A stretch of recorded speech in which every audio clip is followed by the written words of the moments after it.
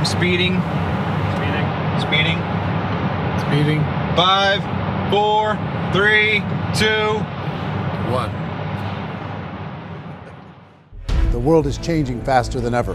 What used to take decades is now taking years or even months. What you see right now is the illusion that people have had for many decades about the workplace being this secure place to work the rest of your life. For the first time in the history of our nation, our children will not do as well as us. We've seen our friends get laid off. We've been laid off. We've had our pay cut. People are overworked and underpaid. They seem to have less time and less freedom. They live under constant pressure. This is going to be forced. And so even if your employer loves you, they may have to cut you. There's something wrong that on Monday morning, the heart attack rate increases by 35%. Technology is accelerating, job security is declining. It just doesn't seem like the old models of making a living are as reliable as they used to be. Every aspect of our lives, there's a better way out there, but we're still doing it the old way. We live in the greatest country on the planet, and there are a lot of people sitting around complaining and being cynical. Like everyone's whining about this old model, and I'm like, why don't you leave it? Look at all this over here. Look at all this opportunity. Since so much of our lives revolve around our work and the way we make our living, many people are thinking there just has to be a better way. The biggest challenge facing our world today is not making money, is what are we going to do with all the displaced, unemployed people? People are afraid that they're going to make the wrong decision. People are afraid of the unknown. People are afraid that maybe I don't have the skills. Hey, sports fans. Industrial age is over. It's dead. It's dying. That's why going to school to get a job is an obsolete idea. A steady paycheck is an industrial age idea.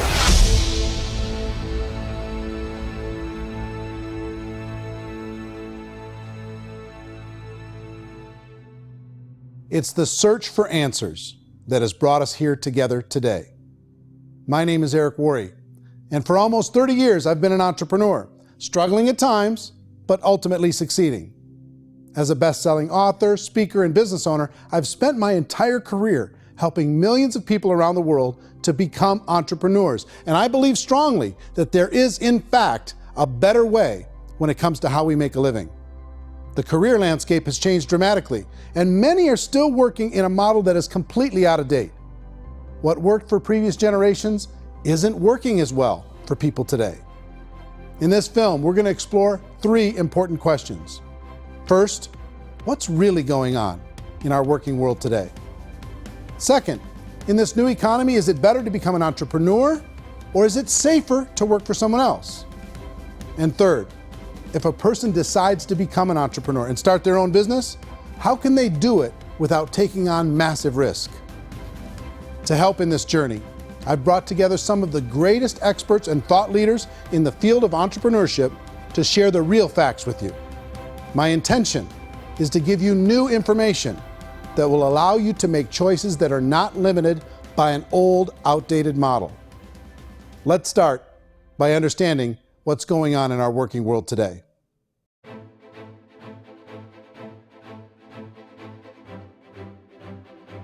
Let's look at unemployment. 30–40% of the people are honestly not working, but would be working.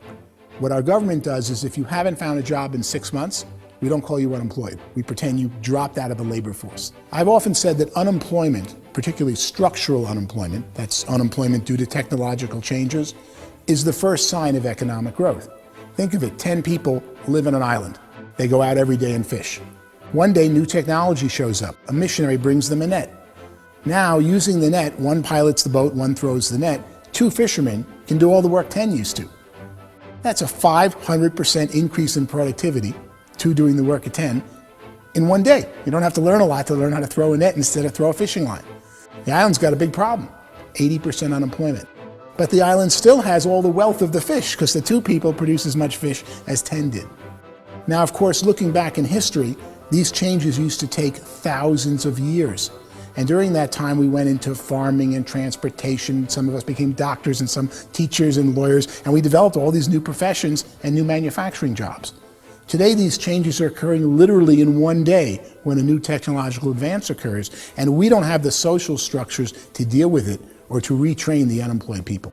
So one of the things that I think is interesting as I travel across the country and really travel around the world is the way that we work and the way we get paid for work is changing pretty dramatically.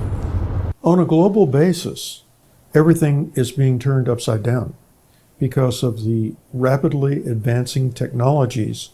They are eliminating many jobs, and we have been left with many people not prepared for the jobs that exist. A lot of demand in public companies was to squeeze out all the fat and to get just as much margin as we possibly could, and fat equals humans. So this idea of job security in information age is so obsolete, but it's still taught inside our school system, and that's where the problem starts. There's no financial education in the school system, and people are still trained to be employees to work for that paycheck. This is a chart on the middle class. What's happening in the middle class, those that went to school, their incomes have been coming down for years. And parents still say to their kids, go to school, get a job. Now what happens to all those middle class people who are dropping off the ends of the chart? Well, they become what's called working poor. And this is what happens to working poor. But they say poverty is ending. Well, poverty may be ending, but working poverty is going up. And this is food stamp usage. So food stamp usage in America is going through the roof right now, because people cannot earn what they call a living wage. Most people have experienced financial pressures that I think are probably greater than they have been in the past. If you're not working for yourself, then it's going to be a pretty hard road for a lot of people. Today, if you're going to control your future, the 40-40 plan is gone, where you can graduate from college and get a job and work for 40 hours a week for 40 years. That day is gone. So some of these charts actually tell you what's going on. And this is a really interesting one, you know. People are going back to school because if I go back to school, I'll get a nice job. But this is what's happening to, it's called Sallie Mae, which is the student loan guys. Student loan is going through the roof. It's now over $1 trillion, and student loan debt is worse than credit card debt. So when people stopped using credit card, the government got people into student loan debt. And the problem with student loan debt is you can never be forgiven. See, with credit card debt, you can declare bankruptcy and all's forgiven. But student loan debt, you can declare bankruptcy, you still owe it. It's the worst of all debt. But this is the next picture. Look at this chart here. This is what's happening to wages of college graduates. It's going down. So you go to college, you rack up all this debt, but you earn less money. Now, that's not that intelligent. Average person who's been working a lifetime in America today is ending their lifetime at 65 with about $41,000 in assets. They earned just enough to survive. I think in the United States we have something like 17 trillion in debt. That's just the federal government debt. We got another 2 in municipal and in other, let's call it almost 20 trillion government. We've got 40 trillion in private debt. That comes up to close to 60 trillion. When you then add something we never had before, what you were talking about, when we look at the unfunded portion of Social Security and primarily Medicare, Medicaid, that at the most conservative estimates from outside firms, Kleiner Perkins, 67 trillion and growing. That's more than all our other debt. There's less conservative estimates that say it's 84 trillion or higher. I added up conservatively $127 trillion in total debt. Debt is a financial drug. When you take it to excess, it's like taking a drug. Yeah, it makes you feel better, it enhances your performance, but at a huge cost, eventually it kills you. And so that's what happens. We keep doing more and more debt, and you get less and less results, just like a drug, until the debt gets so high that it crushes the whole system. That's where we're at, 8.2 times GDP. You know who I feel sorry for? I feel sorry for the person who dreads going to work, who is sick to their stomach on Monday morning, who hates their alarm clock, who gets a little glimmer of hope on a Wednesday because it's hump day and says, thank God it's Friday. And they live for those 2 days a week where they get to be themselves and they don't have to be around people they don't like, and they don't have to play the political game in the office, and they don't have to live this half life. The person that works 50 weeks a year just to be able to have the 2 weeks for vacation. And you know what happens to most of them nowadays? They don't have a vacation. They have a staycation. They have time off of work, but they don't get to go where they want to go because they're overextended. They've got all this debt. They got all this situation. They hate their alarm clock. They can't sleep until they're done. They have to spend most of their life in traffic. I feel sorry for that group of people because there's a better way. They just don't know it. I see this really interesting attempt at rugged individuality in a 6x8 rectangle. And I feel like you're all the same, except for the little push pins of the pictures. There's different pictures. Yours is named Jenny and his is named Sujara, but it's the same people. And this is how they are, and they're just like the zombies, and there's no joy in there, there's no fun. There's always like the wacky woman who decorates her cubicle, and that's the most she can do there. You got to give her credits, right? The wacky cubicle woman. The basis for their life is worry. I'm worried, you know, maybe I'll get fired. I'm worried maybe my company will go out of business. I'm worried I can't keep spinning the plates on paying the bills. I'm worried about how do I send my kids to college. I'm worried, what if the transmission of my car breaks? That's, you know, 2 or 3, I can't fix it. People live in a sea of worry, and it eats at them. Those signs that people held up during the Depression didn't say looking for gainful employment in a cubicle. It said looking for work. Work is what we're looking for. Job is just a unit of measurement. Work is what we're going after. It's time to look in the mirror and say, it's not the economy, it's my economy. It's my little world of where I am. I need to improve. I'm not going to wait for the economy to come back because frankly, the economy is doing great in this country. So I'm here on Wall Street, the financial center of the universe, the financial capital of the world.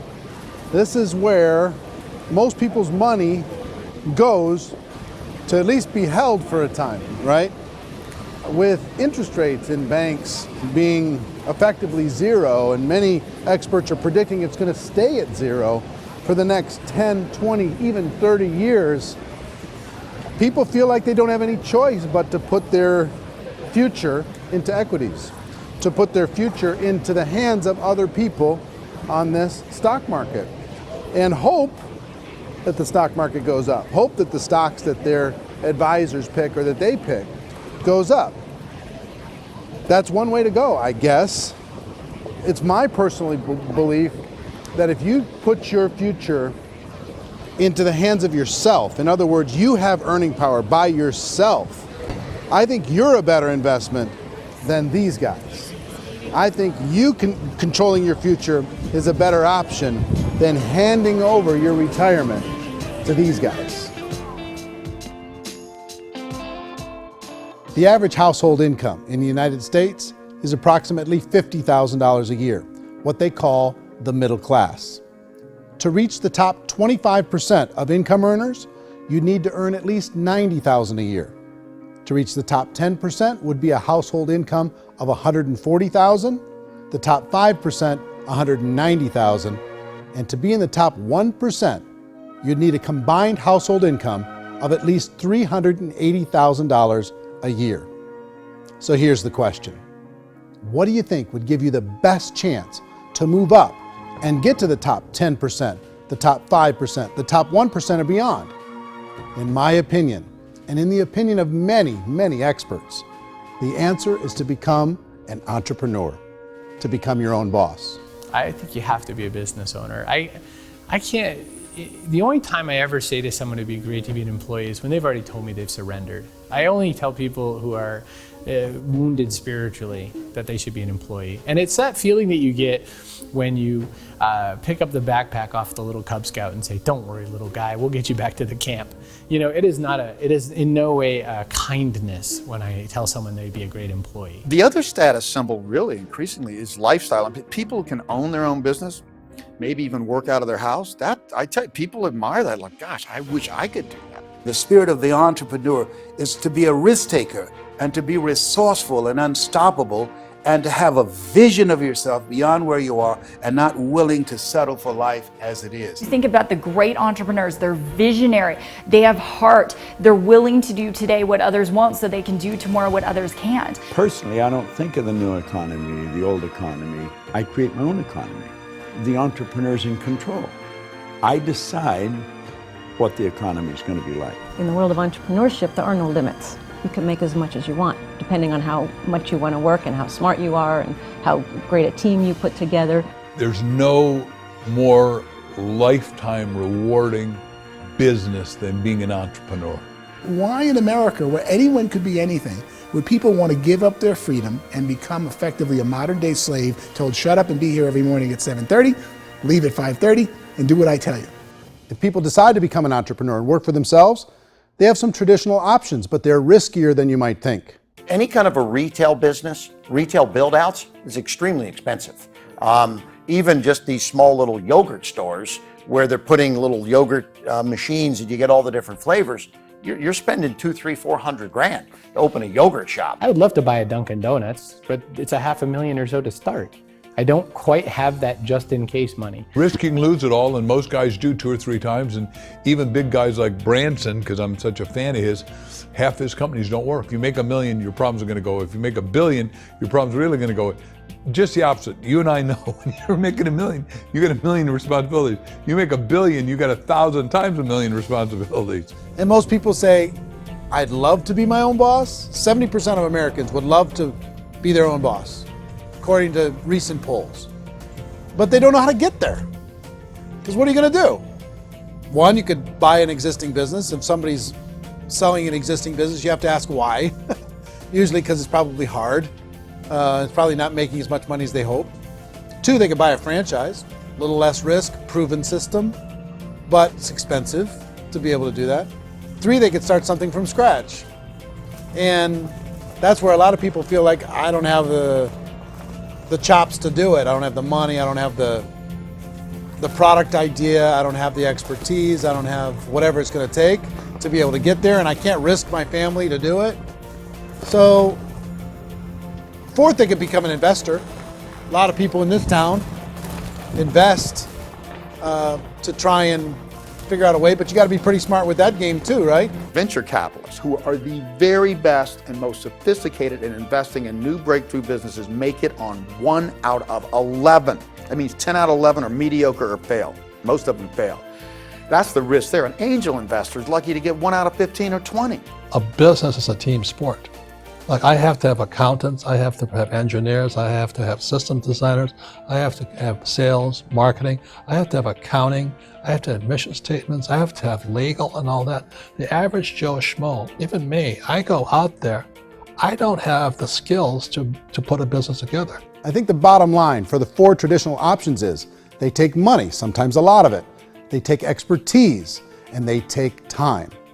All of that adds up to just too much risk for most people. I bought a business from somebody else and it was a lot of work. And you start wondering, what did I just buy? Because I guess ultimately I own your email list and I just overpaid for it. People that start their own business, they spend a lot of money, they spend a lot of time, a lot of effort to get things started. And the more you invest on the upfront, the harder you typically work at it. Well, I can tell you what the success rate is of a restaurant. What is it? They're crazy enough. About 90% of them fail. About 90%, in how quickly? Year or less. Wow. And if we're talking non-franchise, we're talking franchise, Sure. That's totally different. Yeah. But our students aren't getting franchise restaurants. You got to invest big money. Exactly. And with someone like McDonald's, you've had to work with the company for a long period of time, really know the To even have a business. chance of investing $1 million. Have a chance, and it's a slim chance. What if there was a way that you had all the proven aspects, the comfort aspects, and you could still control your own life? What if there was both? In other words, you didn't have to create everything from scratch. You didn't have to be a super leader. All you had to do, what if there was a proven product already? You didn't have to create the product. And there's a proven system already, proven training already. Everything except an employer. That was the only thing that you didn't have. Do you think more people would be open to working for themselves in that environment?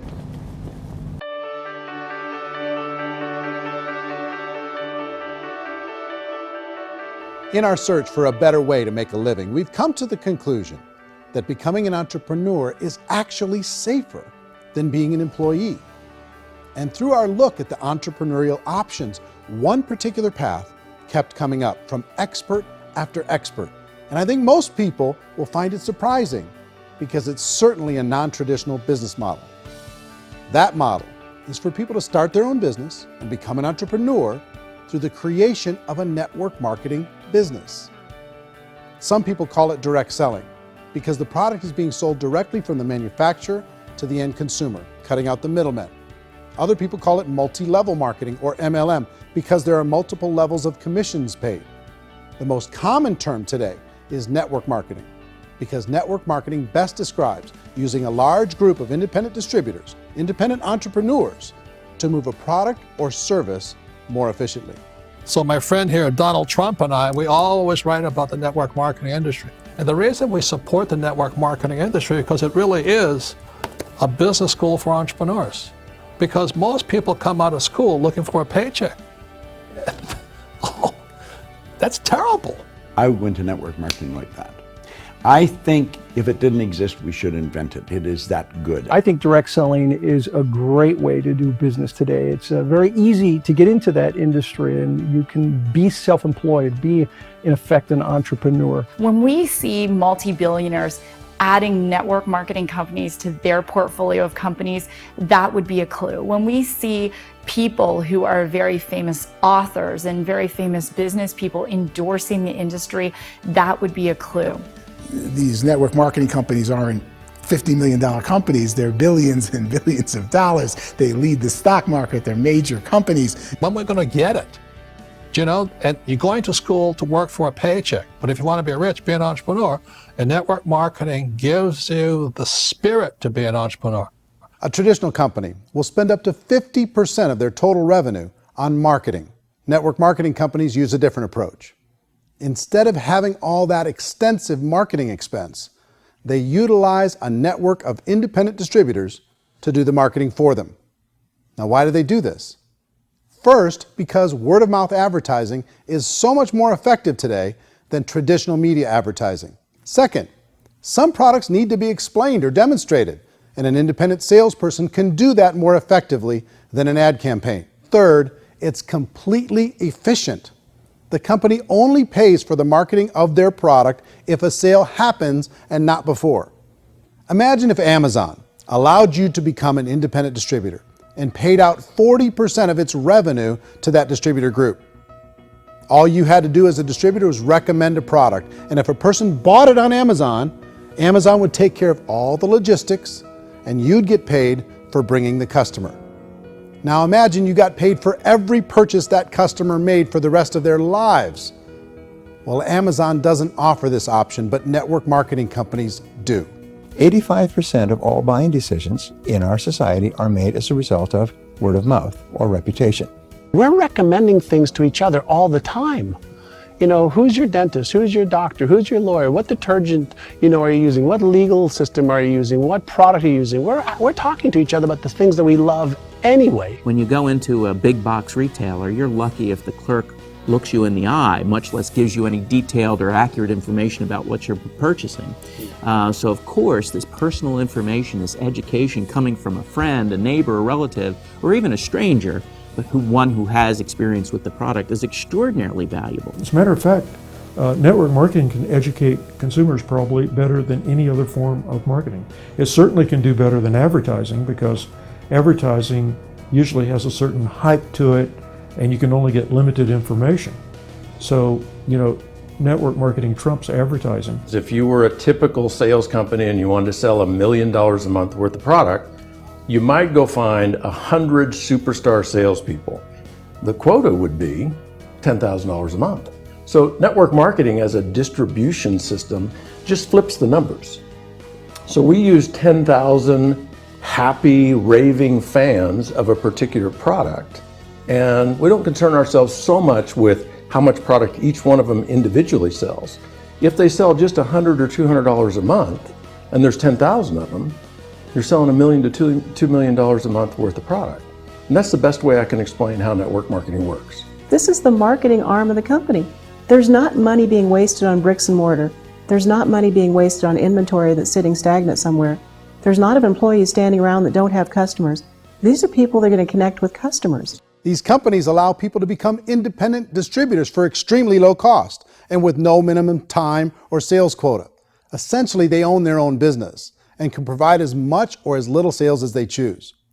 In other words, the distributor gets all the benefits of traditional business ownership without the risk. The advantage of network marketing is the ease of entry, the low risk, and the low startup cost, because almost everything else has very high risk. You can get in for a minimal investment. You're buying into a system that's already been proven, products or services that have been proven to work. The keys to network marketing is providing an opportunity for the masses to get involved, providing an opportunity for the average person who doesn't have the resources to start their own business. All of this so far is fairly straightforward, but network marketing offers another benefit, and it's this benefit that makes it so interesting for entrepreneurs. Network marketing allows a distributor to build their own network of other distributors and then compensates them on the sales created by that entire group. Direct selling is, at its base, very simple. It's the sale of a product or service to an individual on a face-to-face, one-on-one basis, just the way we're talking right now. But there's an important element as well, and that's the offering in conjunction with that sale of product, the offering of an opportunity for someone to make something of themselves. No matter what your social status is, no matter what language that you speak, I mean, look how many unbelievable people are becoming successful that speak every kind of language out there. What an awesome gift to give the world. Instead of having to work your way up in a system and prove that you could be a sales manager, they just decided everybody can be a sales manager. Everybody gets to build a sales team from day one. And so what that brought into the system of growth as a direct selling company is the concept of compounding or geometric progression. Because now you can actually grow sales force very quickly because everybody is enrolling people in their own sales force. People who are like, oh, this is weird, I'm building a sales team, or what do you think you do at a regular company? How do you think a regular company works? Network marketing is the only industry that doesn't say your past determines your future. It looks at your past and says, okay, now what can we train you to do so you can have a great future? Every other employer out there wants to exploit you for what you already know, not teach you something new. Network marketing has the potential to save the United States and the world because it's going to teach people not to be employees, but to be entrepreneurs.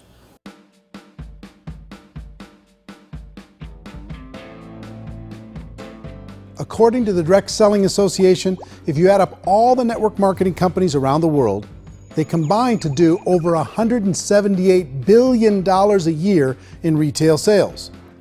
To give you an idea of how big that really is, the NFL, the National Football League, does approximately $9 billion a year. The music industry does a little more than $16 billion a year, and the movie industry does about $80 billion a year. Using a conservative average, network marketing companies pay their distributors about 40% of that $178 billion in the form of commissions, which adds up to more than $71 billion a year. That's almost $6 billion a month. It's almost $200 million in commissions every single day. So it's certainly working, and people are making serious money in network marketing. With the growth of the direct selling industry over the last 10, 15, 20 years, we've seen a broader understanding of the channel. We have seen more and more people getting involved in the business, so our penetration in the marketplace has increased, and thus the understanding in the marketplace of who we are has increased. And we've seen non-direct selling companies look at the direct selling model and say, something's going on there. People are making money. Companies are being profitable, individuals are being motivated, product is being delivered to market. Maybe we should explore this. Some people think only the people at the top make money. Well, let's take a look at that as well. In the network marketing profession, there are roughly 500 people in the world who earn over $1 million a year. If you round that number up to $2 million a year, that adds up to about $1 billion a year. That takes the $71 billion paid out each year down to $70 billion. So where does the rest of the money go? The vast majority goes to part-time people making anywhere from a few $100s a month to many thousands of dollars a month. It goes to people who choose to make it a full-time career move and earning even more than that. Every day, people are using the money they earn through network marketing to pay off debt, have more fun, and improve the quality of their lives. Everyone I know in network marketing has been doing that since the 50s. They go to work when they want to go to work. They stop working when they want to take time with their children to have a leisurely breakfast and discuss issues and driving to school. They go back to work when they get home, wherever they're working out of. The biggest thing that I've seen is people that have become much happier in their life. MLM has probably made more millionaires of more people in more countries, and I've spoken to them in 67 countries than any other single form of business, starting from nothing. If they have a choice between working a job for the next 10 years or working a network marketing business for the next 10 years, the result of working the network marketing business will be better. A lot of people within the industry go on and make this a career and do extremely well at it. Network marketing has been nothing but good for everyone I know that's been involved with it because they did it seriously and they played full out and they've been very successful. It's been a constant barrage of success stories and people showing off stuff that they got as a result of it. How many people are involved? Approximately 16 million Americans and 96 million people around the world are currently participating in network marketing. And in a recent poll, 82% of those people report a good, very good, or excellent experience with network marketing. So people are happy.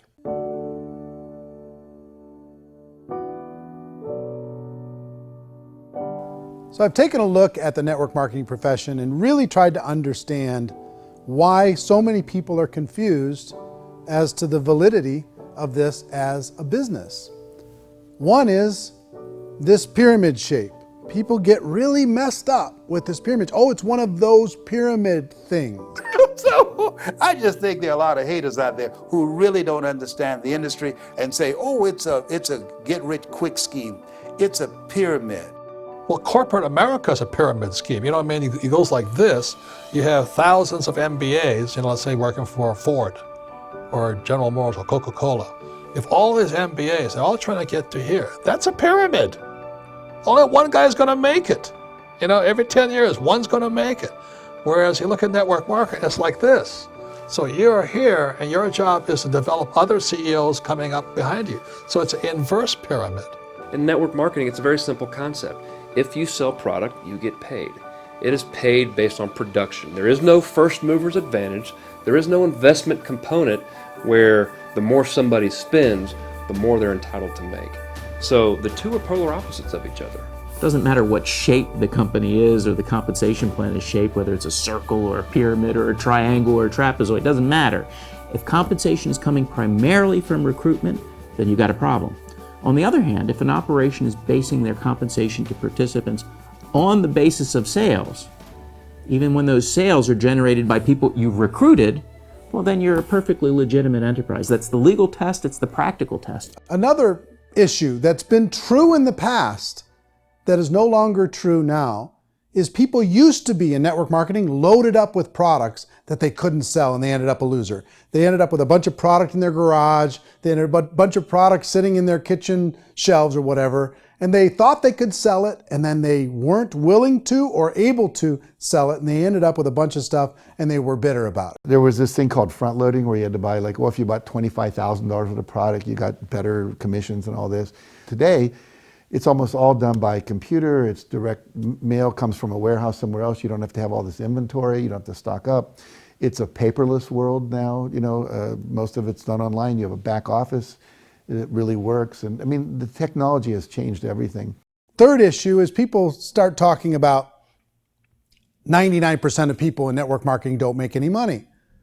Well, we've talked about that over the course of this journey together.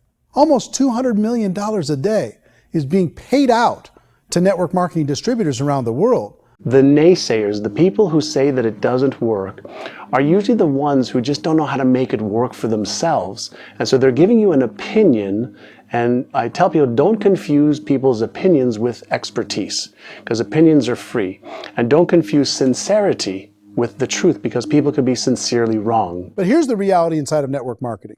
The vast majority of people that get involved in network marketing just become customers, and they get involved to be able to purchase product at a lower price. If you take Costco as an example, if a person goes into Costco and gets a membership to Costco so they can get a lower price on the product, we don't call that person a loser because they have a bunch of product that they walked out with with a smile on their face. Yet when some people want to take a look at network marketing, they say, well, those people, they're just using the product and they aren't earning an income, so they must be a loser. They're not a loser, they're a happy customer. That's the vast majority of people that are involved in network marketing. Now, a smaller percentage of those people decide to go build a business. They earn $300 a month, $500 a month, $1,000, $2,000. That's the bulk of earnings in network marketing. And then there's the few that really decide to take it serious, really decide to build a large network, really work to make that network very, very productive. And those people make huge amounts of money and there's no cap. What I do as an outside economist, just somebody looking at this industry like any other industry I speak in and say, look, what's the realities of this? 1% do incredibly well.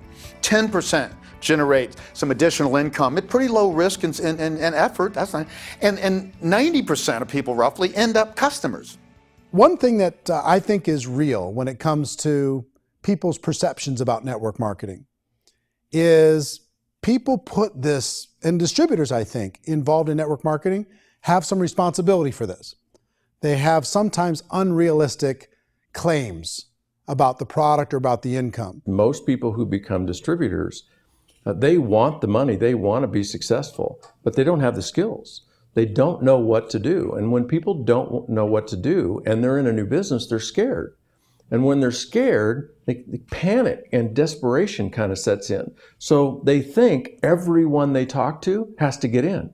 So if I talk to you and you say, well, no, I don't have time to do that, they're like, no, I need you. You have to do this or I won't be successful. So I start clawing on you. I start that desperation. So then I start making claims about the product, which are not appropriate, probably not even true. Or I start saying, oh, let me show you how you can make all this money and you don't have to do anything, Eric. And so you just totally misrepresent the opportunity, and you're clingy with people because you think you need everybody to be successful, and you don't. You know, one of the messages that I try to deliver most forcefully to companies as well as salespeople in direct selling is that you don't have to overpromise. The reality is in network marketing, there's a lot of hard work involved. There's a lot of effort. You're going to have to develop yourself. It's a business like anything else. It's going to take some time, but in my opinion, it's better.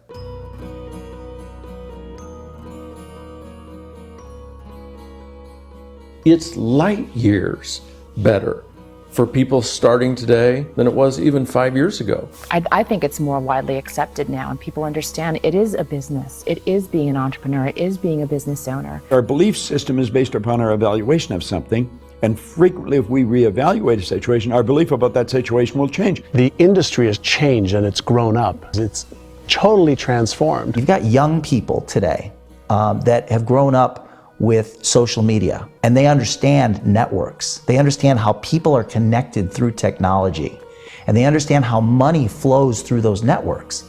So when they see network marketing, they don't see it the way their parents saw it. And we've all learned, the larger industry that you represent, has all learned from those mistakes and flaws and errors that have happened early on. Early algorithms didn't work the right way. That's all fixed. It's like when they design a computer program, they design the program, then they run it, and then they go back through and they debug it. The MLM industry has been debugged. This is the day of being virtual, being able to run a business from your mobile phone. I mean, it's incredible. Companies are getting smarter. They're implementing more consumer protections. They're implementing more compliance training. They're doing more with respect to product research. If you do get involved and you make purchases of inventory, even on a voluntary basis, if you decide that this business is not for you, you can leave and have that inventory repurchased by the company. There's no other business that offers that kind of protection on a voluntary, self-regulatory basis.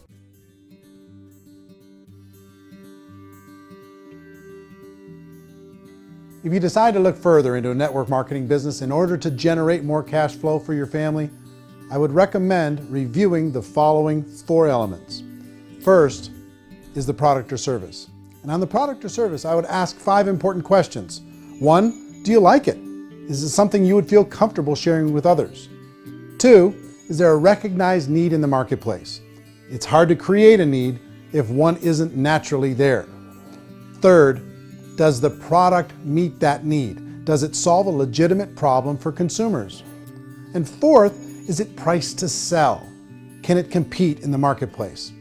And fifth, is it priced for profit? Is there enough margin for the company and the distributor to be able to generate income for the long term? If you can answer the questions on the product to your satisfaction, the next element to consider is the company itself. Is it well run? Do you believe in the founders or the management team? Do you feel they have what it takes to go all the way? See, it doesn't matter how good the product is if the management can't take care of the company. Good management can change with the times. They can handle adversity. They can make good decisions. Make sure you choose a company that can serve you for a long time. The third element to consider is the compensation plan. And with that, there are 3 important things to look at. First, a brand new person needs to be able to generate some money fairly quickly. It may be an obvious reason, but you can probably imagine the ripple effect of a distributor getting involved and having even a small victory fast. That can only help with the overall success of the organization. Second, a person should be able to develop a moderate part-time income in a reasonable period of time. As they develop their network and as their sales grow, they should be able to enjoy more benefits. And third, for the people who are really serious, for those who decide to really go pro in the network marketing profession, there should be the possibility to make a serious full-time income if they work hard and are committed to developing their skills. If you're comfortable with the product, the company, and the compensation plan, the last thing you should look at is the support that will be made available to you. Does the company have a website? Does it have a solid online reporting tool? Do they have comprehensive training available? Do they host events to help you build your business? If you decide to do this, what kind of a support system can you plug into? Choosing a network marketing company is a personal decision. But evaluating the 4 elements of product, company, compensation plan, and support is a great place to start. Is the company promising that you're going to get rich quick or that you can make a lot of money without a lot of effort? That's a red flag. Is there a product that you really believe in that you think can be sold? Or are you being told by salespeople or the person who's trying to recruit you or by the company itself that don't worry about the product, all you have to do is recruit other people into the business? Red flag, warning sign. If you're hearing that, take a second or even a third look. Get to know the customers, the products, the business, have some success, and see where the opportunities might take you to move up in the organization. You want to find out, how concerned are they about my education, my training, and my development? Is there a space for me to grow? Most important question. Learn everything that you can about the product. Make sure it's something that you believe in, and learn everything you can about the industry and work that system. You have to be very passionate about whatever that company is doing. I would get involved. You can always test drive anything, you know, the product, the service, the community, and then lean into it a bit. If it feels good, then lean into it a lot. Behind me is the Lincoln Memorial. And this is a place where Martin Luther King Jr. had his famous "I Have a Dream" speech. And at that speech, he talked about his dream for equality for everyone around the world, and that's a noble dream.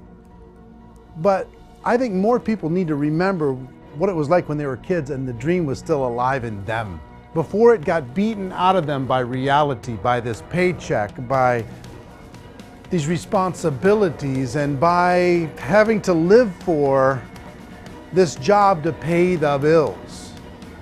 I think people need to remember that, go back to that. Once they know that there's a better way, I think their future is going to be much brighter. They can live a better life.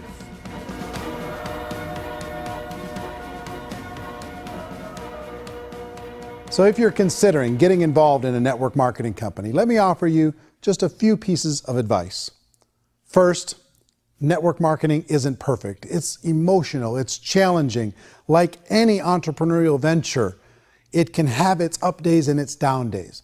But if you have an entrepreneurial bone in your body, it's just better. Second, if you're gonna do it, decide to be professional. Decide to go pro. It's better to do that than just be this amateur sticking your toe in the water. Third, as any professional, you're gonna have to learn some new skills. And I promise you, inside of the network marketing profession, they're not too difficult to learn. Fourth, like anything worthwhile, it's gonna take some time. Don't expect that you're going to get to the finish line right out of the gate. And fifth, it's worth it. It's worth it to be able to take charge of your life again. It's worth it to be able to control your own financial situation. It's worth it for the people you're going to be able to spend time with.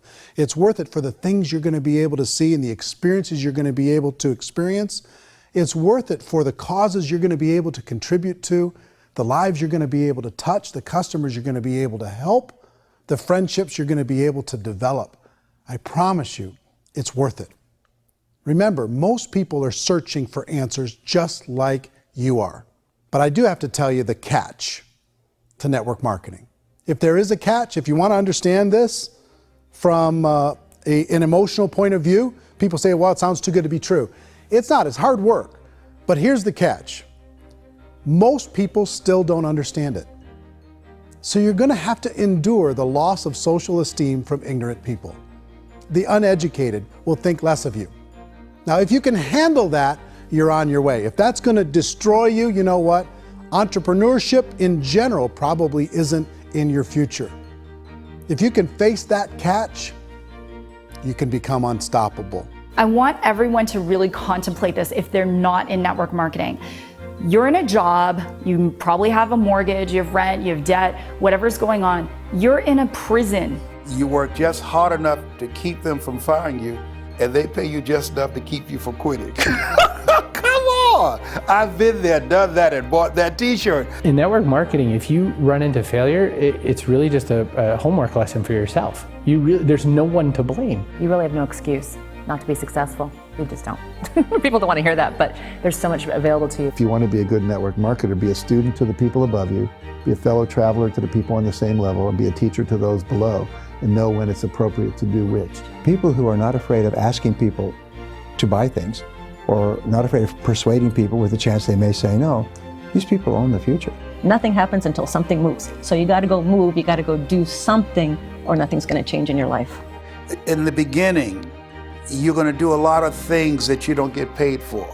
But as you go down the road, you get paid for a lot of things that you don't do. And your job is rehabilitate the spirit, the entrepreneur spirit in all of us. Get it back. Either give it a strong yes or a strong no, but no wishy-washy, dilly-dally stuff in the middle. There's dreams and there are nightmares, but I believe that the biggest nightmare of all is when you don't pursue your dream. You're going to see some monumental growth in this profession. It's an exciting, exciting time to be involved with the network marketing profession. The next 10 years, I see just exponential growth. When that tipping point comes, it's not a matter of asking somebody, have you ever heard about network marketing? You're really asking them, which company are you building your wealth in? We are here to fix the world, to improve relationships with other people, to improve other lives. And the real reward comes as an entrepreneur at any level from teaching somebody something and watching them soar. There is no greater reward.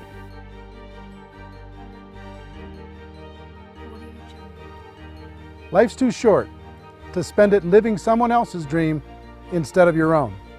It's too short to spend it living at a fraction of your potential. Can being an entrepreneur be a challenge at times? Sure. But here's what you get in exchange. It can be yours. Something that you built, something that you created, something that you made happen. This balloon represents your dream. It represents entrepreneurship. My wish for all of you is that you would reach out and grab it. The choice is up to you.